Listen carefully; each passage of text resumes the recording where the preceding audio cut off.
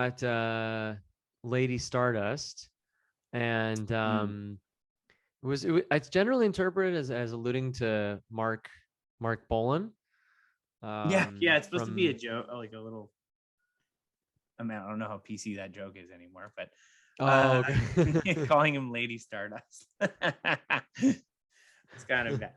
Um, but yeah, they had a friend friend rivalry, I think. Friendly rivalry, yeah. Yeah.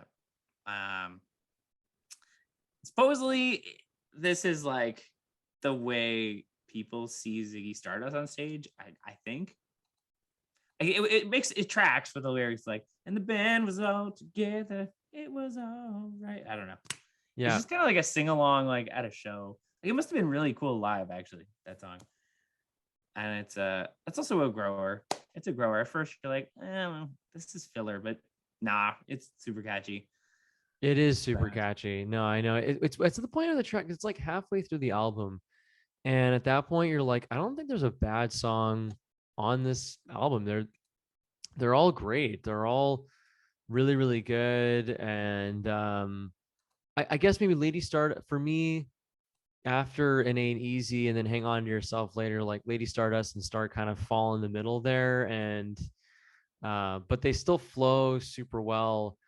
And I don't know, like it's again, it's confusing because, like you said, there's a story here, but it gets kind of yeah, lost at that point, I there's a think. story there, but is there?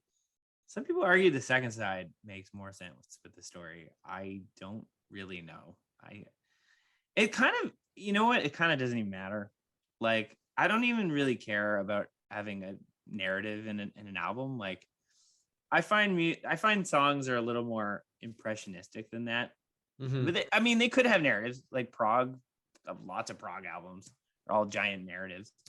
Hmm. It can work, but like, it's okay if it's impressionistic. If you get a general vibe or general, like the general themes If of you get a what, sense that it's exactly like, if you get a yeah, sense that it's going somewhere, that's kind of what when you think about it, like this idea of concept albums, aren't like most albums yeah. kind of concept albums in a sense because they're all Most of them recorded are. They're kind together. of like, this is what you're writing about at that time, and Right. you just put them all together, and they just kind of have the general same themes. Some bands just do the same concept over and over, Yeah. like we know We know ACDC a over few bands that do that. Yeah. there. But yeah, it's true. Yeah, I I just think think that it's just like if they're on the album together, that they're there for a yeah. reason. I mean, unless you're like a music purist or like a prog purist, like you won't really care when you hear this album if No, most people don't Star. even. Most people don't even scrutinize the lyrics. They don't. They just like they get bits and pieces, and they're like, "Oh, okay, this is about an alien from Mars, and he comes down," and they're like, "Oh, that's cool. Like, there's some kind of story here, and like some kind. That's all that matters. We know he Mhm. comes down from Earth. Earth is an apocalypse.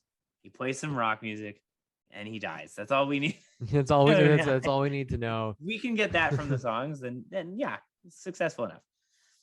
Yeah, Yeah. no, exactly.